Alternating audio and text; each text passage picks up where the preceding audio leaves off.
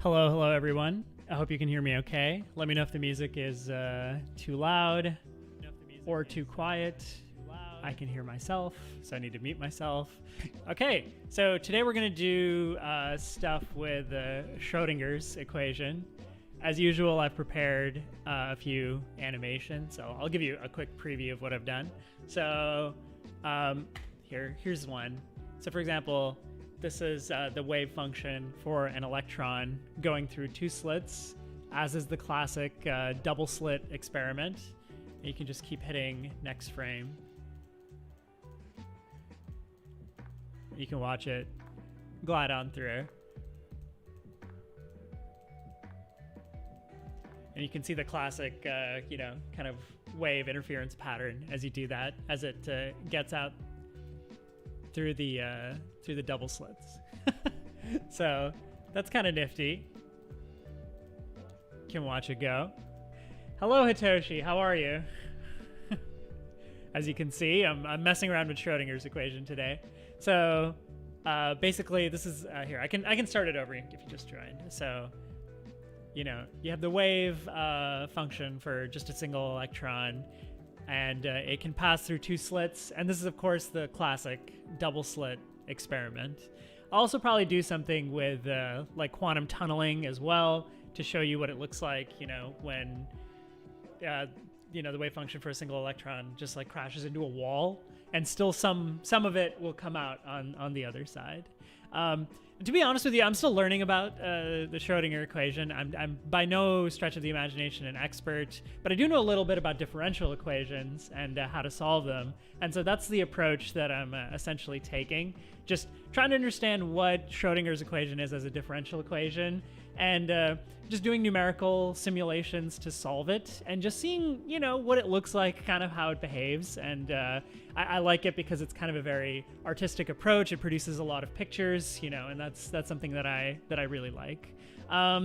If you're completely unfamiliar with Schrödinger's equation, like I said, I'm probably not the right person to give you any intuition about it, but I can give you some perhaps mathematical intuition about it. So essentially in, I guess, classical mechanics, you have this thing called the Hamiltonian function, right, on the phase space, usually written by like a capital H. And, if you have a particle, then, hold on, music got too loud for me. If you have a particle, you can usually describe what's going on with it if you're aware of its kind of position and momentum. So, you have this Hamiltonian, it's a function of the position and the momentum, and it's usually like the sum of the kinetic energy and the potential energy. So something like this, plus there's some point potential field that is affected by the position. I think you can also make this a potential a function of time. And then, from here you have the classic Hamiltonian equation. So you also, for example, have this idea of conservation of energy. So for example, the sum of these two should never change. So for example, like dH dt, assuming all of this depends on time, ought to be zero. And that's how you would say, conservation of energy. And then you also have the Hamiltonian equations of motion, which tell you that if you differentiate position with respect to time, that should be the gradient of the Hamiltonian with respect to the position. And I'll write them down, but I'm not going to be focusing on these today because obviously I'm going to do like more quantum stuff. So essentially these are apparently, I'm no expert in this matter, but apparently these are what you need to know. These are the equations of motion that you need to know in order to describe what's going on with a particle in space or whatever. But in the quantum realm, things are of course a lot funnier. So for those of you who are just joining me, so for example, this is the wave function for an electron going through a double slit. I'm very proud of this, which is why I keep showing it over and over again. I'll teach you how to program it too. It's kind of annoying. It took me a little while to figure this out, but once you know what to do, it's actually not so bad. I mean, at the end of the day, you're just solving a differential equation. So unfortunately, if you shift over from classical mechanics to quantum mechanics, you can't quite describe everything that's going on with just like a position and a momentum. Instead, you need, so usually, your position, so let's say you're working in, I don't know, R1, R2, R3 is the usual setting. Your position, your momentum are essentially functions. If you're in three-dimensional space, they would be functions from R3 to R, right? And so your Hamiltonian would be, in that case, functions from like R3 cross R3 to R, because you're describing the position and the momentum in that particular situation. Hopefully that makes some amount of sense. But here, functions like that are not going to suffice, because electrons, as you know, and a lot of like weird subatomic stuff, they behave as both particles and waves at the same time. So in order to describe what's going on, even with an individual particle, you need what's called a wave function, and the wave function is usually denoted by capital phi. Not capital phi, lowercase phi. And phi, you can have it depend on time. And of course, we will have to have it depend on time because we're kind of evolving our animation with time. So phi, depending on time, would be like a function, for example, from Rn to C or R3 to C, or, in my case, it was just R2 to the space of complex numbers. This can look like just, so at any given time, this is just some function to the complex plane. So for example, if I were to just plot, for example, the norm of this function squared, so I just take the complex number, look at the length of that complex number, and square that, I can, for instance, plot that. I don't know, maybe it looks something like this. And this is actually precisely, so this is a wave function, for example, that's describing the electron or whatever. If you just take its magnitude and square it, this is precisely the probability that the electron will be at that particular position. I guess what I'm drawing here is more from like R to C. But, and so if this is a function from R to C and you take the magnitude of the complex number and you square it, now it's more of a function from R to the closed interval 0 to 1, right? And then R to the closed interval 0 to 1 tells you at any point in R, kind of what is the probability that you will find the electron at that particular point. So for example, if you checked like here maybe, the probability that it's at that particular position at this time is going to be 0. If you check over here, the probability that it's at this position is going to be fairly high. And if you check over here, the probability that the electron is going to be at this particular position is going to be very high. And so it goes. So this is kind of the relationship between like this function, the wave function from R to C. I'm not sure if there's any consensus on how to interpret it directly, but you can do stuff to it to get kind of quote unquote real world things that you can work with. I think for like 100 years now, people are not completely sure how to interpret this function from Rn to the complex numbers. But if you massage it a little bit, if you do like stuff to it, it'll change into something that you can interpret. So for example, if you take the norm of this function and you square it, you get something interesting, which is the probability that the electron will appear at any given point. Now, this is basically where my understanding and expertise come to a grinding halt. Essentially, if you're interested in how these waves evolve with time, you need to use the Schrödinger equation. Now, the Schrödinger equation is similar in some sense to like the heat equation, the wave equation, a lot of these equations that you learn in your differential equations class. And so it looks alarmingly similar to a lot of those equations. And it's susceptible to some of the types of like numerical analysis, Runge-Kutta, shenanigans that we do to solve those differential equations. So let me just write down the equation. So it's just I, and you take the derivative of phi with respect to t, and that's supposed to equal, if you just do the Laplacian, but only with respect to position, not with respect to time, of phi plus look at the potential energy or at the point x multiplied by phi. And essentially that's it. I mean, that's Schrödinger's equation. If you prefer to throw in variables into the mix, I can do that as well. So this would be, so phi,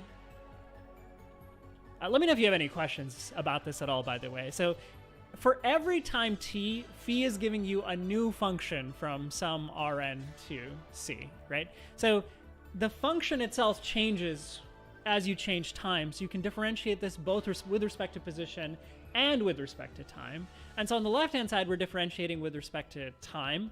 And on the right-hand side, we're computing the Laplacian with respect to position. So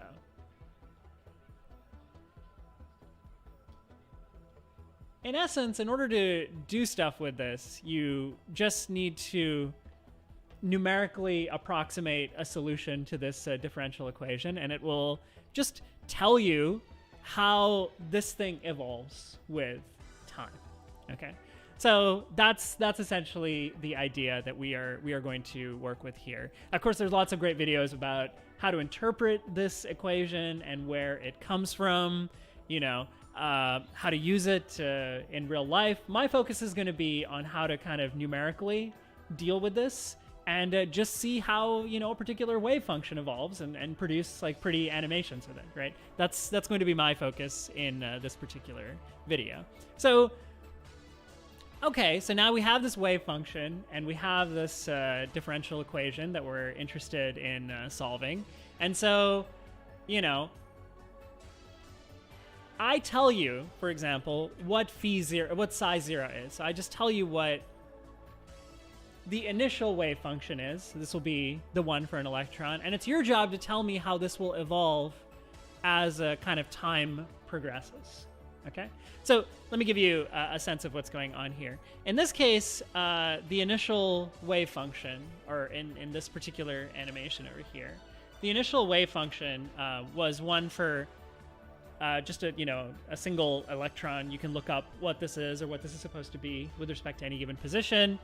And then this wall is just, so this wall is simulated by messing around with this position, this part of the equation, this Vx. This Vx is supposed to represent potential, and so a potential energy. And so you just set in this region V to be extremely high, okay? So it's basically like, like a mountain or something. You can think about it, just like a very high wall, a very high kind of like potential somehow barrier that this electron would have trouble crossing. And then, you have two gaps in there. So everywhere that's not colored white, essentially this has free motion. Vx for all the positions that are not kind of on this wall, V is equal to 0. And on the wall, and this little thing over here, we've set V to equal 1,000. Okay? So on the wall, V is equal to 1,000, and everywhere else, V is equal to 0. And so this particle essentially has free motion. It can do whatever it wants. Okay. So, all right, fantastic. So I said we would numerically approximate what's going on here. So let's start thinking about that for a second. I mean, how are we going to numerically approximate what exactly is going on here? Well, essentially, I'm working over a grid of some kind, right? Let me give myself maybe a little bit more room. Okay, I'm just going to rewrite Schrödinger's equation to be a little bit tighter, so I can have a little bit more room.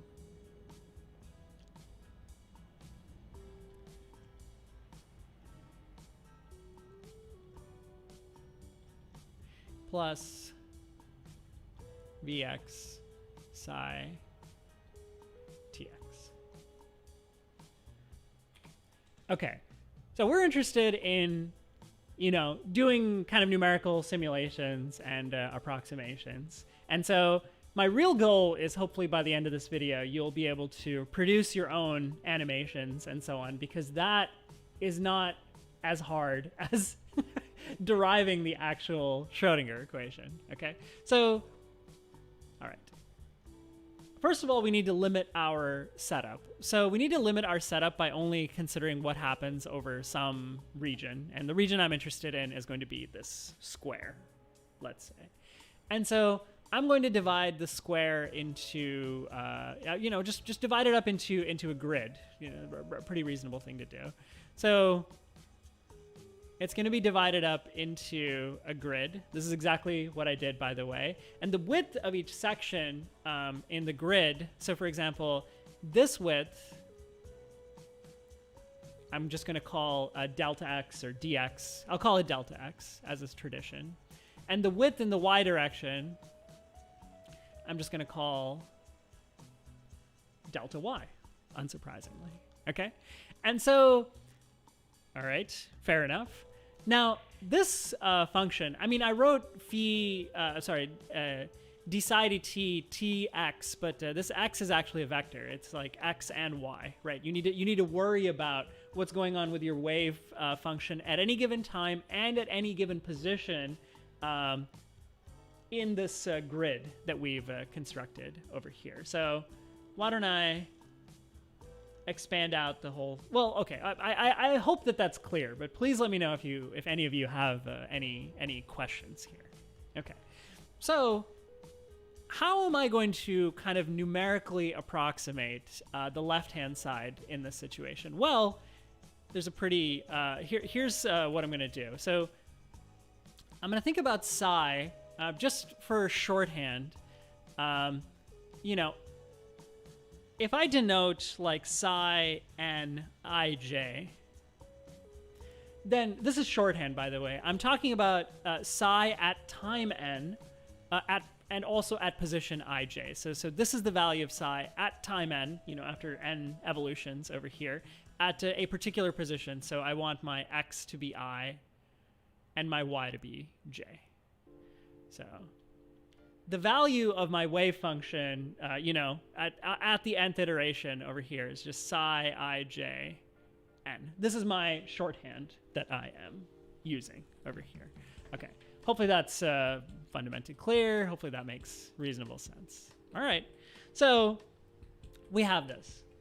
Now the point is, I have given you an initial condition. You know how things start out. So you know all of these values. You know psi 0 ij for every ij. At time 0, you know everything that's going on. Time 0 is just this starting picture right here. At time 0, you know everything that's going on. Psi ij 0, all those values you know. And so what you need essentially is some kind of recursive algorithm. So once you have psi ij 0, the goal is maybe I can, using all of these values, get everything that's happening after one time increment. And so I'm putting a 1 up here, but I don't mean like, this could be after like 1 millisecond or 1 nanosecond or picosecond, whatever. But I'm just writing it as 1, so just after one time interval, just after one passing of delta t, however tiny you want to set delta t to be. And this is essentially the process that we're interested in. Like if I give you something, how do you get to the next one? Or written more generally, if I give you what's going on after n increments, hopefully you should be able to tell me what's going on after n plus 1 increments, right? All right. Well, let's think about what this equation is fundamentally saying. Well, the left-hand side, if I'm approximating, right, it's a derivative with respect to time. So I can rewrite the left-hand side of this equation as I, right? And I'm taking the derivative with respect to time. So I can just do psi ij. And now I regret using ij because there's already an I here. But this is the complex number I, and this ij refers to the position. I hope that's not too confusing. Maybe I'll always write the complex number I in red or something, just so, I don't know, just so it's not confusing particularly. Okay. All right. So now I have psi ij, right? And let's assume I'm interested in the step where I go from the nth one to the n plus first one, right? Then this one is going to be n plus 1 minus psi n ij over just delta t. Okay, this is a pretty good approximation of what's going on the left-hand side. Okay, now there are actually a lot of different ideas for what we can put on the right-hand side, and it gives you actually different algorithms. It gives you different ways to kind of approximate the answer. There's all sorts of different ways to approximate the right-hand side discretely. And different ways have different advantages and different disadvantages. They have different levels of stability, blah, blah, blah. The method that I used is called a Crank-Nielsen method. I'll show you right now.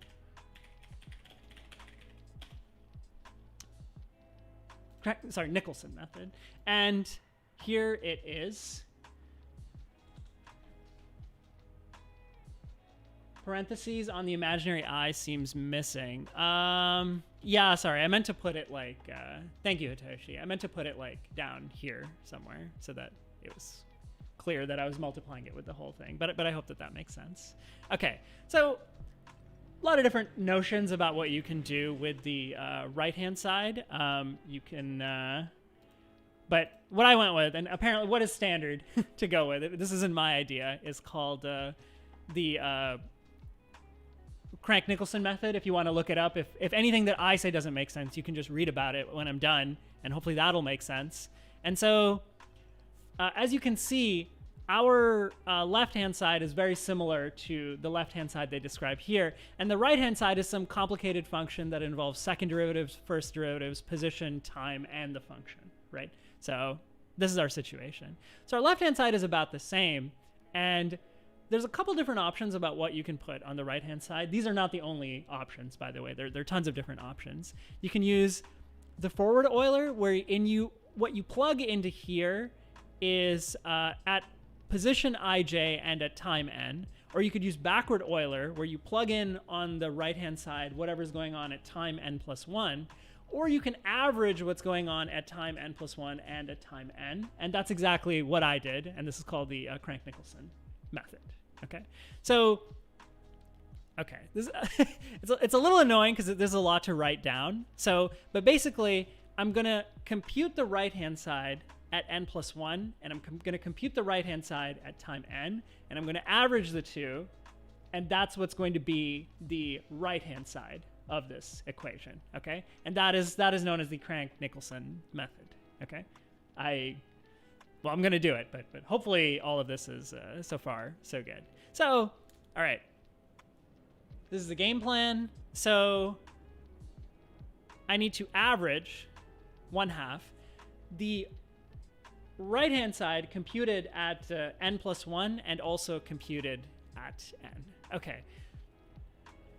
We have our first annoying thing, which is what is this, and how do I discretize this piece of the equation?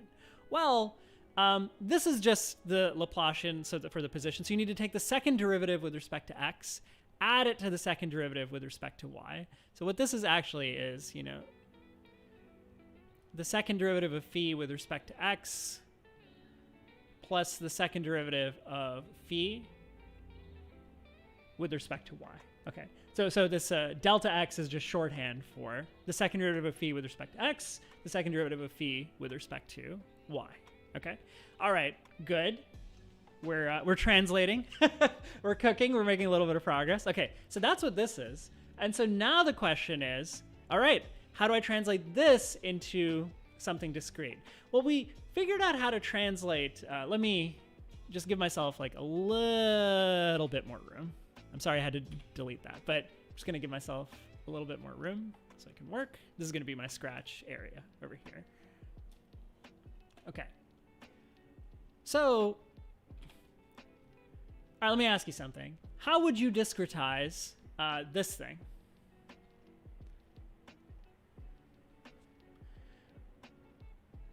Oh, I'm sorry. Yeah, I keep saying phi. You'll have to forgive me, Danielle. But okay, the derivative of psi with respect to x. So okay, well, what's this? How would you discretize this thing if you wanted to? Well, you know, you might do something like this. You would do psi maybe I plus 1 j at some time n, right? Minus psi I j at some time n divided by delta x. Does that, hopefully that seems perfectly like a reasonable thing to do, because it's like you're computing the value over like one block in the grid, and then you're computing the block one over in the grid, and you're taking the difference and dividing by delta x. I mean, this seems pretty reasonable to me. So there you have it. This is okay. So if that's how you're going to do this, how would you do this? Well, you would just do what I just did, but you have to do it twice. So if you just do it twice, you'll get this. You'll get psi, like I plus 1 j n, assuming you're fixing your time n, right? And then I guess plus psi n, maybe I minus 1 j, and then minus, it'll be two copies of psi n ij, and this will be divided by delta t squared. So let me know if that makes sense. I just did what I just did. The Laplacian is something like nn average. I'm not sure what you mean by that.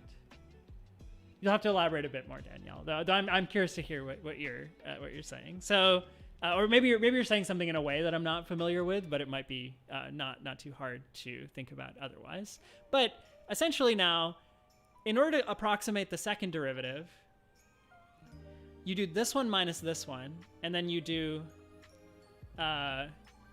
So it's like you have three quantities, right? So if now you're looking at three. Oh yeah, delta x squared. I'm sorry. I'm a little sloppy. You'll have to forgive me. But I swear I did the code. The code all works. So the numerical simulations work. I'm just a little sloppy when I write things down. But you can imagine it's like, you know, you have, you know, in order to approximate the, let's say the values here are a, b, c. In order to approximate the first derivative, you do b minus a, or you could do c minus b. But in order to approximate the second derivative, you would do c minus b minus a, and you would get c plus a minus 2b over delta x squared. It describes the curvature. That it absolutely. Well, yeah, it's very, very deeply connected to that. That's absolutely true. So, okay. So this is it. This is going to be the term that we use to numerically approximate. So remember what I said. In our case, by the way, delta x and delta y are thankfully equal to each other. So, you know, we've done a square grid, so we don't need to worry about that. And so I'm just going to pull out a delta x squared out of here, because of course delta x and delta y are equal to each other. And I need to do this for x and this for y, and I need to do it at time n plus 1 and average that with the same thing at time n, because that is what my methodology is right now. Right? That is the Crank-Nicholson method, which is stable for solving these types of equations. Okay, so do it at n plus 1. So it'll be like I plus 1j n plus 1 plus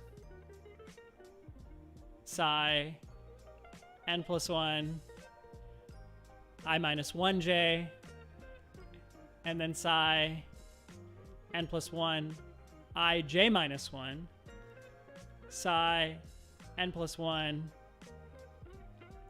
ij plus 1, and then minus now 4 times psi n plus 1 ij. Okay? Now you must repeat this whole expression, except replace all of the n plus 1s with n's.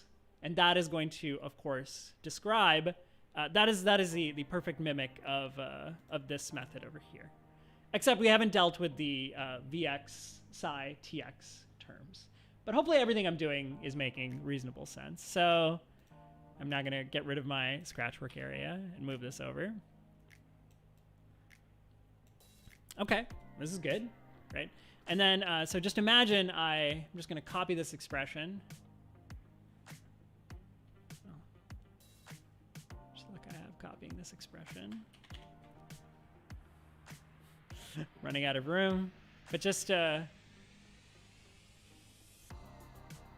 this thing plus this thing. Replace all of the n plus 1s with n's. Okay? All right. So that's not too bad.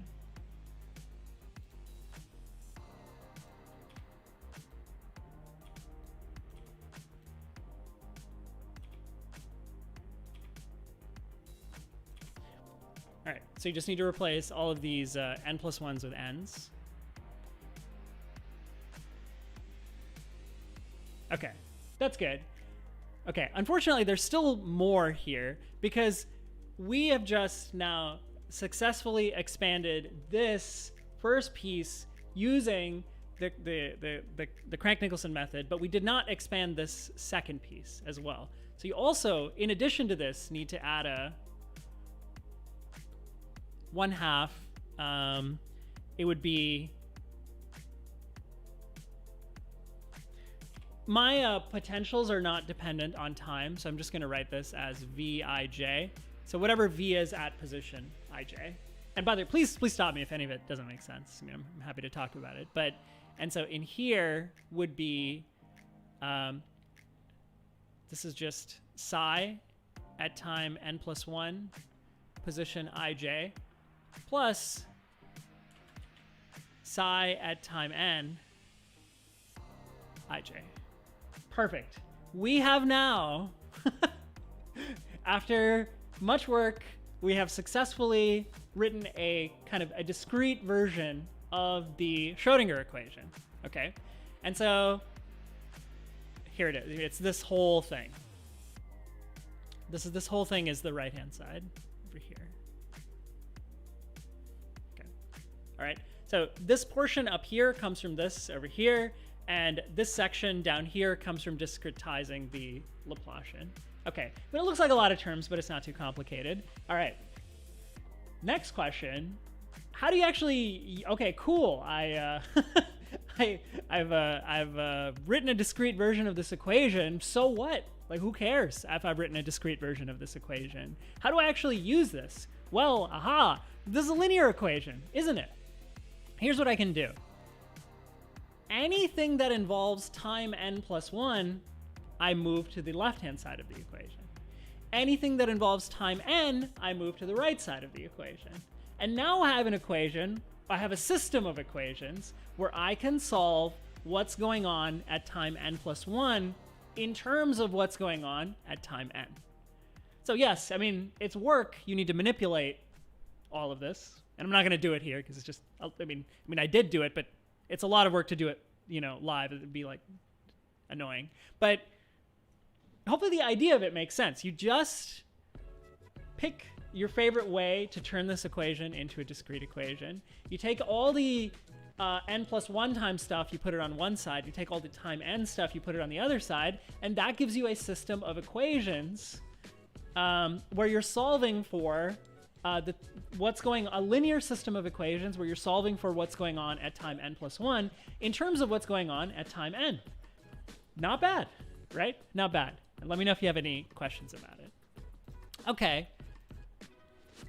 Sounds like good news, right? Sounds like very good news. Now I'm just going to alternate good news and bad news. Okay. What is the bad news, first of all? Well, let me think about it. So just going to erase Schrödinger's equation now because we have the discrete version now. And we're just going to use that one. We have what we need to approximate the discrete version. So that's fantastic. Okay. Okay, so what's the bad news? Well, I have my grid. Let's say the resolution of my grid is like 40 by 40, okay? So I have everything that's going on at time n in a 40 by 40 grid, and I would like to use the system of equations that I've concocted to figure out what's going on in my grid at time n plus 1. All right, so how many variables? How many equations? How many variables? And this is the bad news, right? So the number of variables in the system of equations is, well, however many positions there are, right? So unfortunately, even to compute a 40 by 40 grid, you're solving a system of equations involving 1,600 variables. Okay? Tremendously bad news, right? This is, unless you're doing this computation on your graphics card or something, which I'm not, doing something like that is very, very, very punishing. Okay? Now, there are a couple people watching, so let me know if any of you can think of a workaround to not dealing with 1,600 equations, like a system of equations and 1,600 unknowns. Like how do you avoid that? Okay. Well, do let me know if you have any ideas over here. So hopefully the setup is clear. I just took the Schrödinger equation. I wrote down a discrete version of it. If you put all the n plus 1 variables on one side and all the n variables on the other side, I get a system of equations that allows me to solve for what's going on at time n plus 1 in terms of what's going on at time n. Ta-da! So I have a system of equations. It's fantastic. Unfortunately, this system of equations involves 1,600 variables, which is difficult. However, I'd like to point out something to you. This is not a dense system. It is true that the system of equations involves, kind of, yeah. So it's true that the system of equations involves 1,600 variables, but each individual equation only seems to involve 5 variables, right? So which variables are we solving for? I'm going to color them in blue. So let's see. There's this one. There's this one. Those two are the same. I'm just circling the actual variables. Everything at time n we already know because we're engaging in a recursive process, right? So then there's this one, this one, this one, this one. Everything else is repeats. In fact, I probably shouldn't have even colored this second one. But that's it. So I've circled essentially all of the variables here. So it's basically psi n plus 1, ij, I minus 1j, I plus 1j, and then ij minus 1, ij plus 1. Okay. So actually, the system of equations involves 1,600 variables, but each individual equation only involves 5 variables, which is good.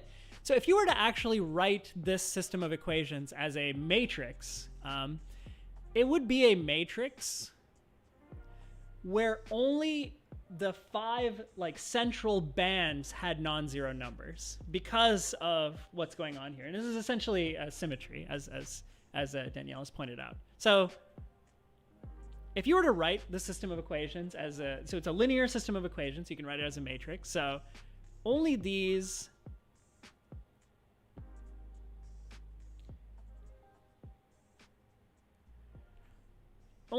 kind of 5 central bands in this system of equations are going to be non-zero. Everything else is going to be 0.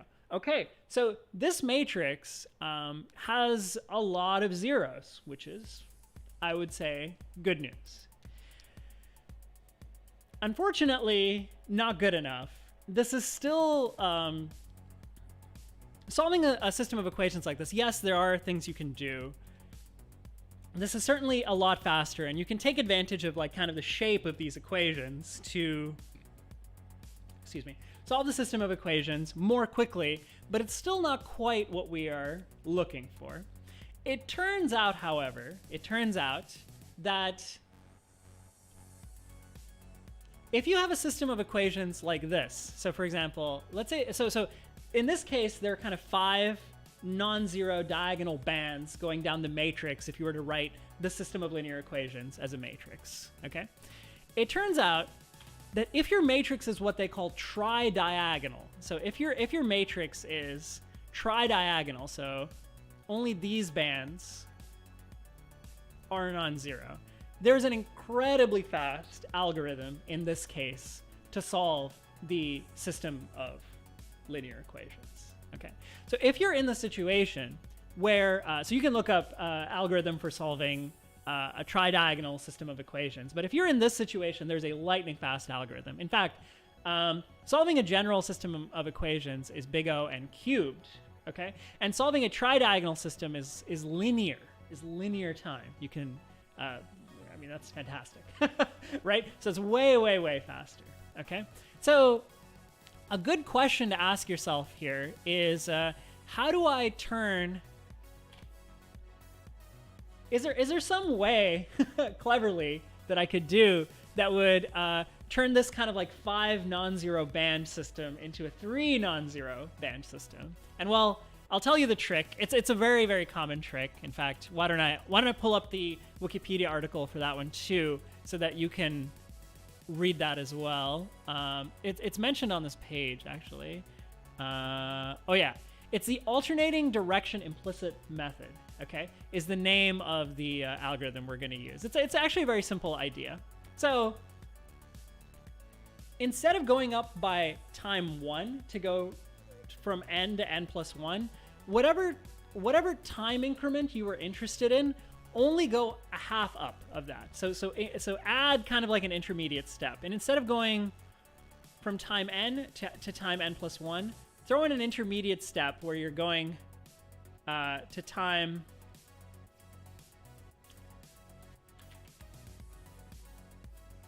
like n plus a half. Okay, so whatever time increment you are interested in, what you need to do is you need to cut that time increment in half, okay? And what you do in this situation is when you go from here to here, only treat the increments in one direction as unknowns. So for example, only update the x's. So for example, only treat this one, and this one as the unknowns as you go from here to here. And then when you go from here to here, treat this one, and this one as the unknowns, okay? If you do that, it's also called time splitting, by the way.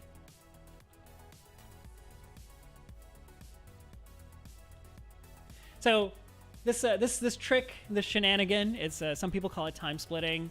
The fancy name is the alternating direction implicit method. The idea is fairly simple. You had a system, you had a nasty system of equations in 5 unknowns, but what you do instead is you cut it, you cut whatever time increment you were interested in half, and then you update the x variable. So you have to update the central diagonal and then the x's, and then you do the other system with sorry, I wanted to skip the song. So you update the other one by holding this, and this constant. And now in both cases, you have tri-diagonal systems, which can be solved in linear time, which allows, basically anyone to simulate this on their computer. If you were not able to do this, you would have to, I don't know, use some methodology that would allow you to do parallel processing or something like that. You would have to crack open TensorFlow or use like WebGL or something that allows you to do multiple things at the same time. You'd have to use like the CUDA's like solver or something like that in order to do this quickly. But with time splitting, I'm able to simulate what goes on in a 40 by 40 system just on my processor. It only has a couple of threads. Okay, so let me know if that makes sense. And if it does make sense, with a little bit of effort, you too should be able to simulate your own discretized versions of Schrödinger's equation, which is fantastic. So that is pretty much exactly what I did here. And And yeah, I've been showing this animation over and over again, but I do have a couple more. This is, so let me see how many variables I had here. Yeah, this was an 80 by 80 grid. So I'm solving for 6,400 variables. But because I've turned it into 2 sets of tri-diagonal systems, my computer is able to solve them relatively quickly, even though I'm not taking advantage of parallel processing stuff. Of course, if you did, this would be way faster. It'd be, and I think that would produce some really beautiful and amazing animations. But this is, I mean, I only worked on this for a couple hours, so, you know, it's pretty good. And so you can see the electron flying through, well, the wave function flying through, and you can actually see the cool like interference pattern that people first observed here. Okay. If you want to see something else that's really interesting, we can also demonstrate so-called quantum tunneling, as it's called. So we're going to get rid of the gaps here, okay? And we're just going to smash it into a wall, and some of it will still make it out to the other side, which is kind of interesting, right? So this is called quantum tunneling. I need to get rid of the gap in the wall. Oof, my computer is not happy with me right now.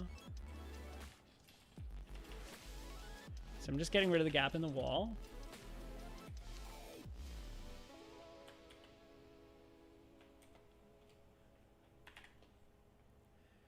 Okay, fingers crossed, no crashes.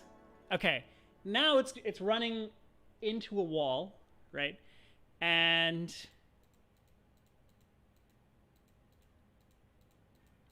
yeah, you can see there are little ripples. Even though most of it will smack against the wall and go on the other side, they're little ripples, in fact, making it through, which is interesting. Hold on, I have a few more. Let's see. Might go back to the original. Well, okay, there's a couple more. So in case you're wondering about, oh, also, if I up the potential, less of it should make it through. Let's see. So I've increased the potential of the wall, so I mean, hopefully less of it makes it through. Yeah, there you go. So I increased the potential well, or whatever it's called, of the wall. So I basically messed with the function Vx, as it was, in the wall to make it a really, really high number. And if you do that, yeah, I can still maybe see some faint things, but not a lot of it is making it past. Most of it kind of interferes and reflects off onto the other side. Which part of the wave function am I plotting? That is an excellent question. So the wave function, okay, I'm gonna erase this. I mean, hopefully it's relatively clear, or at least with a couple of Wikipedia searches, you should be able to fill in the gaps yourself and solve this. So I'm erasing this now.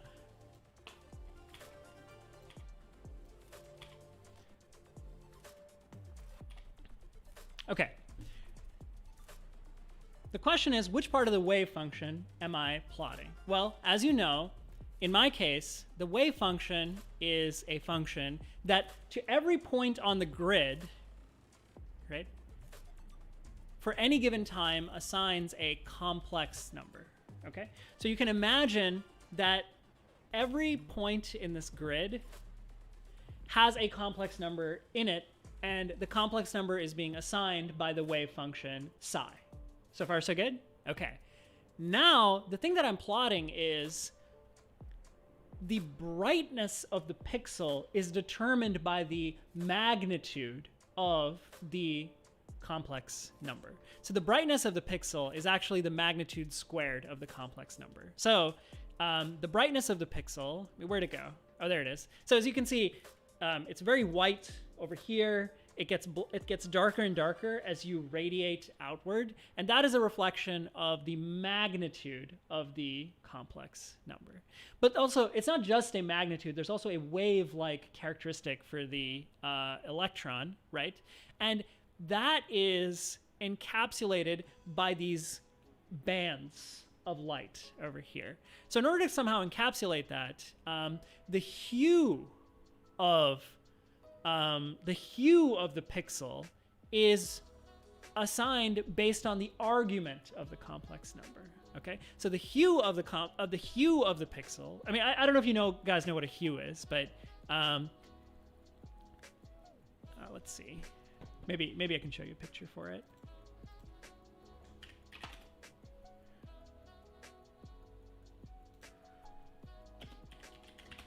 Hue scale.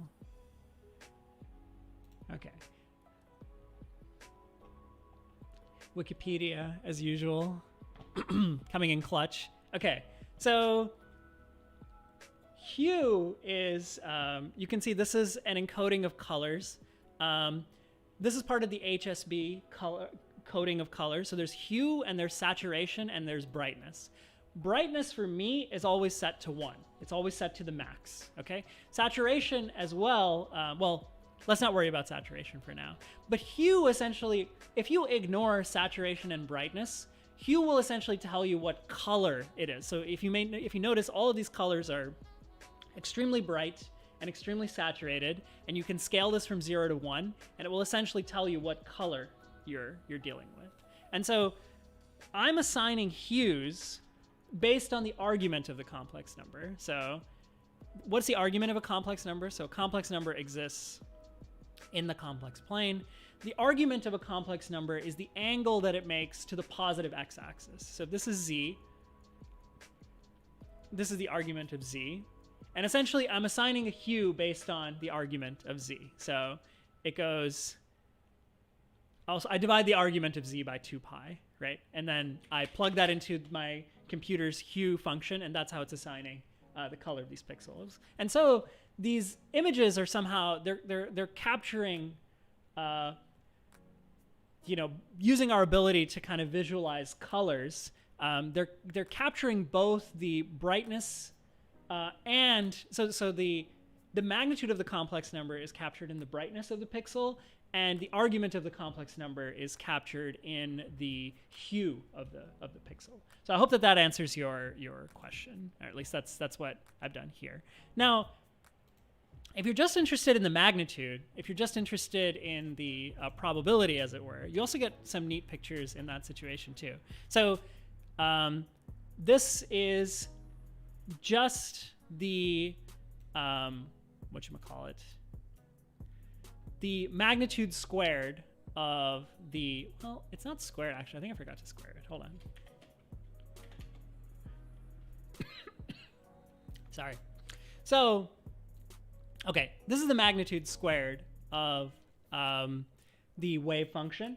Okay, and so now there are no hues anymore. Okay, so I'm just I'm just smashing this into the wall and seeing what happens. And you can hit next here too. Hopefully my computer doesn't crash. And you can just kind of see what goes on here. So these spikes are a bit artificial. That has to do with the resolution that I'm operating with. But, it's interesting. Okay, but I'm going to up the resolution slightly and hope I don't get a crash. Okay, so I've doubled the resolution. Let's see how it looks. Okay, so we're going in. Okay. Oof, it's taking its time. It's taking its time, but it'll make it through. Yeah, that's a much nicer picture. I'm happy I increased the resolution.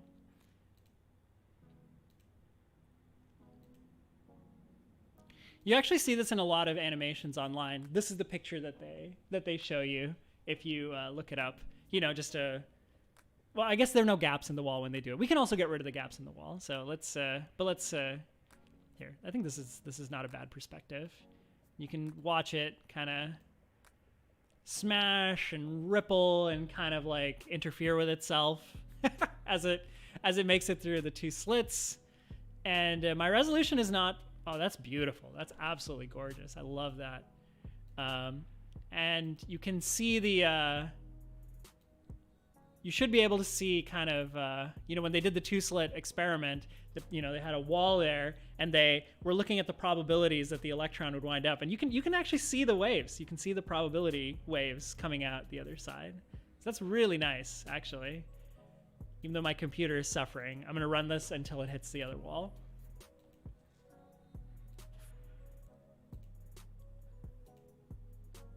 Very nice. Very, very nice. And that's not bad. Once again, this is with no, this is just solving systems of linear equations in a slightly clever way, right? And it's not, I mean, it's annoying, but it's not bad. It's not bad at all. Okay, there's some weirdness with it interfering with the end. That's on me. That has nothing to do with anything. That just has to do with my implementation of this. It should not be, like, I didn't accurately program it just floating away onto the other side. It's like interfering with itself. But that's not a bad picture. You can see kind of a lovely, lovely wave pattern coming through over here. And if we make it a solid wall, we should also be able to see some tunneling. Should be very nice. I'm just gonna erase this for the best. Okay, so solid wall, right? And we're gonna smash it into a solid wall. Thank you so much, Jordy. So, all right, let's see how it looks.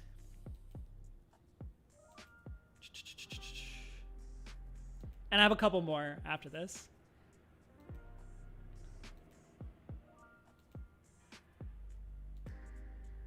Oh, that's a very strong. So this is the animation you'll see all the time online. Like if you look up Schrödinger's equation, this animation from this perspective is the one that you will see constantly. People love this one because, I mean, it's cool. It shows the wave like interfering with itself, but you know, a little bit is sneaking through onto the other side. Okay. I don't want to stay for too long.